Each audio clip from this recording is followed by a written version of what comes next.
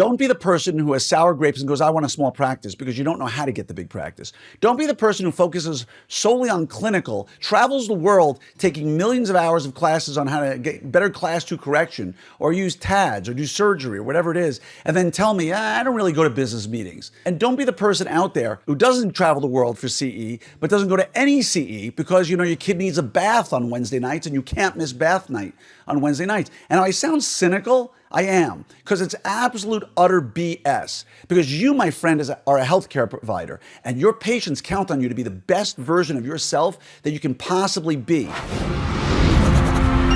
Hello there, everybody, and welcome to another episode of your 5-Minute Friday. I'm your host, Dr. Glenn Krieger, and I've noticed something about you who say you want $3 million practices. There's a ton of you out there who say you want $3 million practices. And you know what I've noticed?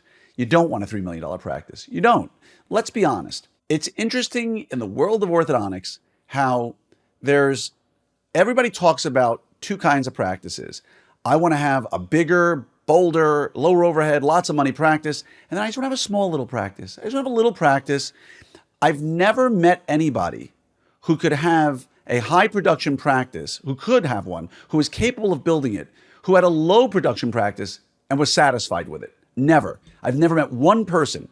I've never met anybody who built a huge practice, sold it, and then said, this time I'm gonna have a really small practice. Instead of doing, say, $5 million at 45% overhead, I'd rather do, $1.5 million at 40% overhead, because just life will be that easier. I've never met that soul. You might exist out there. DM me. I'd love to hear it.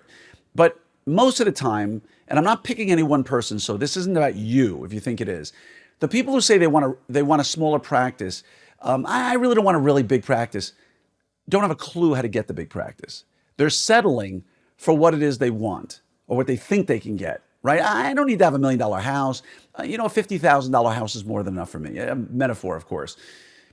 If you knew how to get a bigger practice and make more money with less stress, why wouldn't you do it? And so I get lots of messages from people out there earnestly saying to me, Glenn, I want a $3 million practice. I've been stuck at $1.5 million or $2 million, or I've been stuck at 800,000, and I don't know how to get above that hump. And the funny thing about it is, for everybody who's hit those humps and come over them, you look back at that hump and go, oh, it's easy. If you're doing $1.5 million and somebody goes, God, I can't even hit $1 million, you can look at them and go, God, it's so easy to get to $1 million. I did that in my first year, or whatever you might say. If somebody says, I can't get to $2 million, but you're a $4 million practice, you look at them and go, $2 million? No, I know what I did to get to $2 million. It's once you've passed it, it becomes so easy to understand it.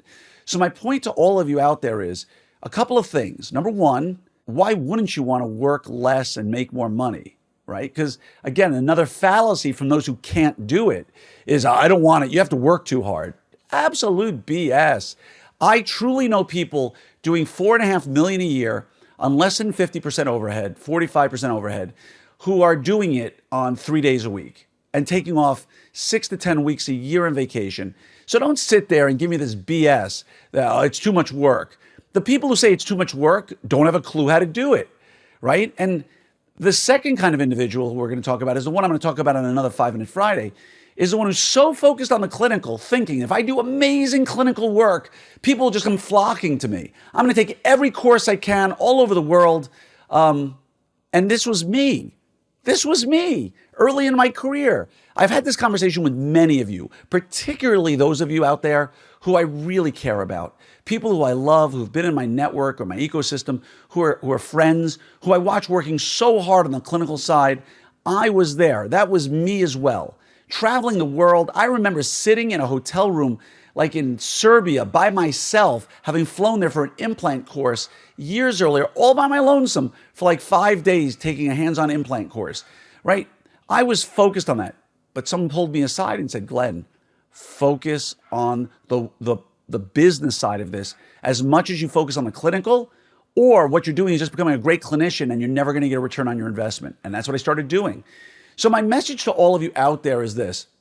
Don't be the person who has sour grapes and goes, I want a small practice, because you don't know how to get the big practice. Don't be the person who focuses solely on clinical, travels the world taking millions of hours of classes on how to get better class 2 correction, or use TADs, or do surgery, or whatever it is, and then tell me, I don't really go to business meetings, right? And don't be the person out there who doesn't travel the world for CE, but doesn't go to any CE because, your kid needs a bath on Wednesday nights and you can't miss bath night on Wednesday nights. And I sound cynical. I am, because it's absolute utter BS. Because you, my friend, are a healthcare provider, and your patients count on you to be the best version of yourself that you can possibly be. And if I sound pissed off about it, it's because I am, because you can't mail it in. You better damn well be giving good ortho to your patients because they're relying on you and have no better way of knowing it. But that said, you better damn well be focused even more on yourself and making sure that your investment of the time and energy you've put in to work so hard to become a great clinician is paid off in droves. No money, no mission. If you're not making a great living in your practice, how can you wake up every day and be the best clinician you could possibly be? You can't. So again, if you don't have the practice of your dreams, I want to drop an F-bomb, but I won't. So I'm going to say, what the hell are you doing? How are you making it better? Are you lamenting how you can't make ends meet and woe is me? Or are you hiring a clinical consultant to bring in specifically to solve a problem you're looking for? Are you reaching out to me and saying, hey, Glenn, I'm having this problem. What should I do about it? How can I best handle this? You better be at Summit. If you're not at Summit, that's the best place in the United States or possibly the world where you're going to be around people who are elite level orthodontists who are willing to share with you, not just from the stage, but at dinner, at events. That's what it was designed for. So again, this isn't a shameless plug for Summit. I'm giving you matter of fact. If you sit there and lament to me and say, I want a $3 million practice, right? Then why the hell are you not sitting in the track next year that's the $5 million practice? If you say your overhead is too high, then why the hell are you not sitting in the track next year that's the 45% overhead practice track? These are the places that are going to change your life. So you got a couple of choices. One, lament, complain, or sell yourself short that you can't get what you want and I'll just be fine, or talk yourself into believing that that's really what you want and just carry on the way you're carrying on. Go for it. No pity here whatsoever. Option number two is to realize that, my life isn't what I want it to be yet. I want to make more money. I want to have lower overhead. I want to have more free time. I want to spend more time with my family and those I love, right? And do something about it. Get off your ass and start taking the classes and getting the mentors and doing all the stuff I told you about and make it happen. And then there's a third type out there, which I hope you're not, who've done all that stuff, gotten the practice they want, and say, cool, now I'm going to take my foot off the pedal. Because you know what happens when you slow down? The world speeds up and people catch up to you. And your practice, which was really good, ain't so good later. And if you don't believe me, go look around your local neighborhood to that one practice where you have an amazing orthodontist who's in the twilight of their career and they rode their dinosaur into extinction.